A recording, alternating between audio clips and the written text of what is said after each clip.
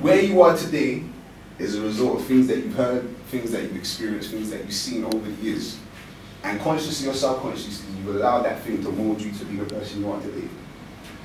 Think about things that happened way back when. Think about the way you used to handle situations. Think about the people you used to hang around with.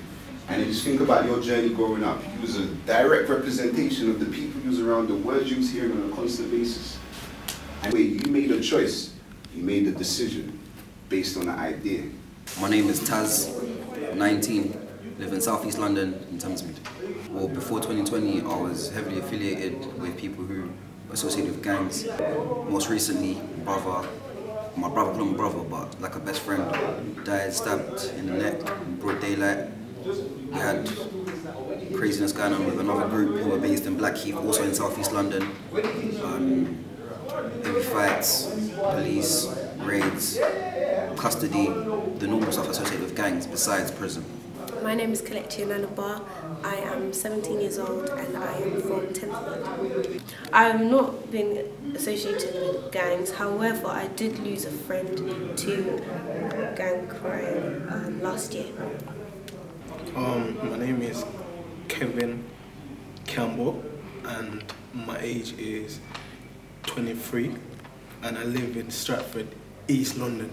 So the gang which I used to be in, we was based in North London and we used to just do a lot of things on the roads, like, you know, like shouting, like just the usual wrong stuff on the roads.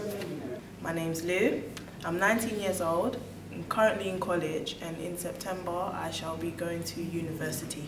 What I gained from the session was just remarkable, like so many things got broken down and I could relate to so much. It was like really good. Like I just feel like it's made a positive impact in my life, and I shall carry out what I've learned from these sessions, like, and use it later on in life.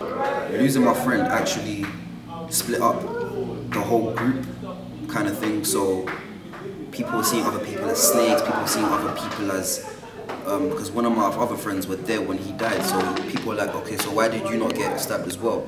So there was a sort of betrayal kind of aspect that made everybody kind of distant and stuff. But personally, I just didn't like the way my mum would look at me when I would come home, disrespect her. I'll come, just leave, do what I want. I wouldn't go to school carrying books, I just carry a knife the same as everyone else did. So I was living wrong. I didn't like the way I was living because I was angry at everyone, angry at my family. I wouldn't speak to nobody in my house. So it was something that, there was a bit of emptiness in my own person that made me want to leave and then do better for myself. The one thing that caught my mind was when they mentioned the mind, and I think it's the most powerful tool, so I thought I had to come and see if there was ways that I could expand mine. It's benefited me a lot because I've learned that what I was doing was wrong. So when I first got into 2020, my mindset changed. My mind was challenged each time, and like on various sessions we had many teachings on the mind, like how you think, what you think about, and it just really inspired me. I think the main thing is that obviously we structured the program, so we looked at what worked with the last one and we built on that. Obviously the whole thing about the mindset was a big thing, but we kind of expanded the whole mindset concept and broke it up into different segments. So having the mind as the foundation, we incorporated that in every single session, whether it be happiness, talking about unique identity, talking about leadership. Everything was centered around the mind, and I think that was the most productive. Rather than just having one session on the mind and kind of drifting off, we made sure that everything was, you know, fit into that concept that the mind is the biggest thing. The mind is basically where everything happens. While I thought I had my mind kind of set out, my purpose kind of planned out, 2020 has sort of broadened my horizon. So today we spoke about how a mind without filters is like a city without walls. I think my walls have now been thickened, so my filters are now greater. I'm now more empowered, but not just me, because I'm now ready to go and empower other people who I left 18 months ago, who I don't really speak to no more. So those people now, I want to harness them, bring them back into the right way, because now I feel, okay, I'm on a steady path, but it's not just about me being on a steady path. What I've learned from here, the skills I've learned from leadership to happiness, which was a really big thing for me, to self-control, etc. I want to now bring that to other people so that it's not just me. I can now bring my friends and we can now all be on the same page rather than me being distant from them. My advice out there to anyone who's in a gang at the moment, that the roads is not the way. The reason why the roads is not the way is that, like, when I look at it, yeah, you have many people out there, many youths out there who's in a gang, who's actually very smart, but they're utilizing what they have in the wrong way.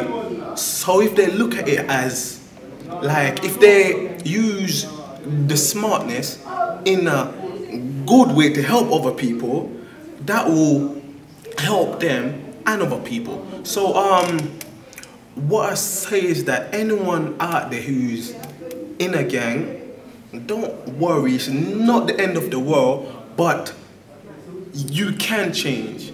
And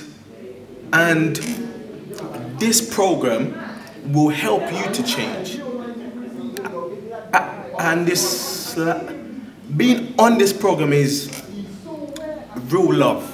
Like, the people involved on this program actually want you to change, wants to help you to change, and plus the messages, plus the training, and plus the help along the way. The way that everybody kind of came to every session hungry, ready to receive something. I think the whole fact that people felt comfortable enough to share their opinions, whether it be personal or something that their families have gone through or something that they felt was practical on that particular session, I think it was really beneficial for everyone to get a glimpse of everybody's life, because it wasn't so much us teaching, but we was also learning from them. So somebody would say something, and rather than people just throwing it out and you know, contesting it, they were saying, you know, I think that's a good thing, but how about this, how about that?